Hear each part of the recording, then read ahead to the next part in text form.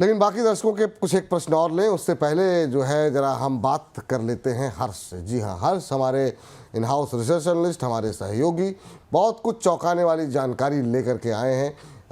इन जो तमाम बातों को हम बात कर रहे हैं, खासतौर से डाउन पेमेंट को लेकर के। हर्ष बताइए, क्या कुछ आंकड़े आप लेकर के आए हैं? जी बिल्कुल, देखिए आपने घर पसंद कर लिया, आपकी डील हो गई, यहाँ पर बैंक से लोन अप्रूव हो गया आपका, लेकिन आप इस चीज़ को समझिए कि जो टोटल घर की वैल्यू होती है, कीमत है, उसका 80 to 90% ही लोन अप्रूव होता है। और ऐसे में जो इसके अलावा और बहुत सारे खर्चे होते हैं वो आपको अपनी जेब से देने पड़ते हैं। तो कौन कौन से खर्चे हैं? सबसे पहले देखिए, स्टैम्प ड्यूटी और रजिस्ट्रेशन चार्जेस। तो अलग अलग राज्यों में स्टैम्प ड्यूटी अलग अलग होती है, लेकिन एक एवरेज आप माने तो 5 से 7% की यहाँ पर स्टैम्प ड्यूटी चुकानी पड़ती है। इसके अलावा रजिस्ट्रेशन चार्जेस होते हैं, जब आप घर खरीदते हैं तो रजिस्ट्रेशन करवाते हैं अपने नाम पर, तो उसका करीब 1% यहाँ पे लगता है। अब अगर आप मुंबई में मान लीजिए 50 लाख का भी घर लेना चाहते हैं तो आपको 3 लाख रुपए की स्टैम्प ड्यूटी चुकानी पड़ेगी। तो ये जो पैसा है, और बड़ा पैसा है, छोटा अमाउंट नहीं है, ये आपको अपनी जेब से चुकाना पड़ेगा। इसके अलावा दूसरा कौन सा खर्चा है, ये देखिए, इंटीरियर और फर्निशिंग का खर्च। ये भी काफ़ी इंपॉर्टेंट है। जब आप घर लेंगे तो जाहिर सी बात है कि आप इंटीरियर करवाएंगे, फर्नीचर तो लेंगे ही, तो ये खर्चा भी करीब करीब आप देखिए, जो बेसिक अमेनिटीज़ हैं, जब आप उस पर खर्च करेंगे तो 5 से 10 लाख रुपए तो अमूमन खर्च हो ही जाता है।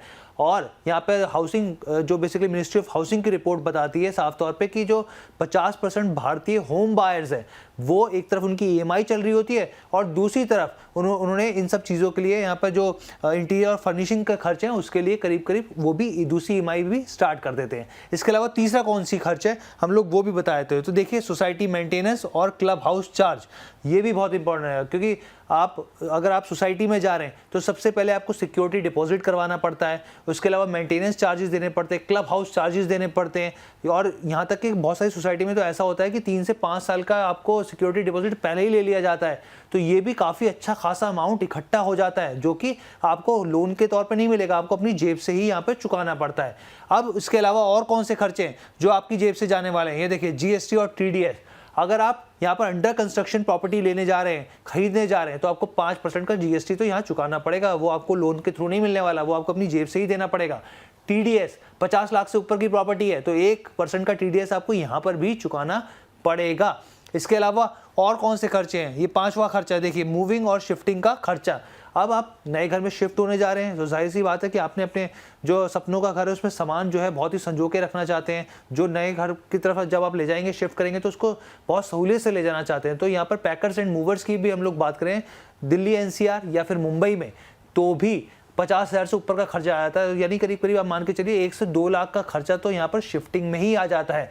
तो ये तमाम तरह के खर्चे हैं जिस पर जो होम बायर्स हैं वो बहुत ज़्यादा ध्यान नहीं देते, लेकिन हाँ, जब बाद में जब जेब से जाता है तो फिर ये इस चीज़ को लेके खर्चा कि काश हमने इसकी पहले प्लानिंग कर ली होती।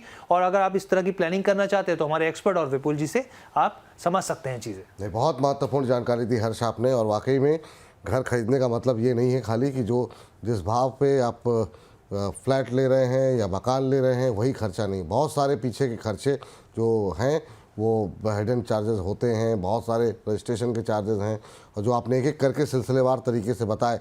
हम अपने एक्सपर्ट से पूछते हैं, सर इस पर आप कोई टिप्पणी करना चाहेंगे? कई बार लोग चूक जाते हैं इस कैलकुलेशन को करने में, और उसके बाद से तमाम जो उनकी कैलकुलेशन थी डाउन पेमेंट को लेकर के, ईएमआई को लेकर के, लेकिन इधर जब तैयारी पूरी नहीं होती है तो यहाँ पर वो काफ़ी कर्जे में आ जाते हैं। आपकी टिप्पणी इस पर?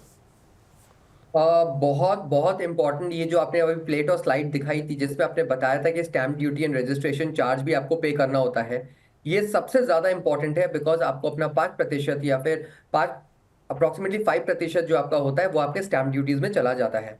और ये भी एक बहुत बड़ा अमाउंट है जो इंडिविजुअल इन्वेस्टर्स जब डाउन पेमेंट करते हैं तब वो ध्यान नहीं रखते हैं, उससे उनको काफी मुसीबत का सामना भी करना पड़ता है। मैं इन्वेस्टर्स को ये बहुत क्लियरली बता दूं कि जब भी आप अपना घर खरीदें तो आप पहली बात तो आप ये समझ लीजिए कि घर की पूरी जो वैल्यूएशन है वो कितनी है, उसके हिसाब से स्टैम्प ड्यूटीज कितनी बनेगी, उस पैसे को भी आप सुचारू तरीके से इस तरीके से रखिए सो दैट जब समय आने पर आप उस पैसे को रिडीम कर सके और उस पैसे से आप अपना घर खरीद सके। मेक श्योर कि आप अगर आप पहले से ही फाइनेंशियल प्लानिंग कर रहे हैं तो आप फाइनेंशियल प्लानिंग इस तरीके से करें कि अगर 3 से 4 साल बाद अगर आपको घर भी खरीदना है तो आपके आपके पास सफिशिएंट एसआईपीज के फॉर्म में वो पैसा इस तरीके से जुड़े कि उसके निकालने पर और आर्बिट्राज या डेट फंड में पार्क करने के बाद आप उससे अपना स्टैंप ड्यूटी भी दे पाए और उसके बाद आपको जो डाउन पेमेंट है वो भी करना पड़े, जो आपको करना पड़ेगा जिससे आप घर खरीद रहे हैं। तो इन चीजों का अगर आप प्लीज ध्यान रखें तो आपके लिए घर खरीदने का जो सपना है वो साकार हो पाएगा और एट द सेम टाइम आपका जो ईएमआईज है वो भी आपके कंट्रोल लेवल में चलेंगी। तो इन चीज़ों का अवश्य ध्यान रखें। अगर आपने कोई टू डू लिस्ट बनाई हुई है कि भाई ये खर्चे इससे मैनेज हो जाएंगे, ये खर्चे इससे मैनेज हो जाएंगे, तो ये जो बाकी के खर्चे हों कहाँ से मैनेज होंगे इसको ज़रूर नोट डाउन कर लीजिए, क्योंकि ये फिर सारी तैयारियों के बाद ये आपकी परेशानी ना बढ़ा दें। चलिए, तो थैंक यू हर्ष, शुक्रिया आपका इस चर्चा में जुड़ने के लिए और इतनी महत्वपूर्ण जानकारी हम तक पहुँचाने के लिए।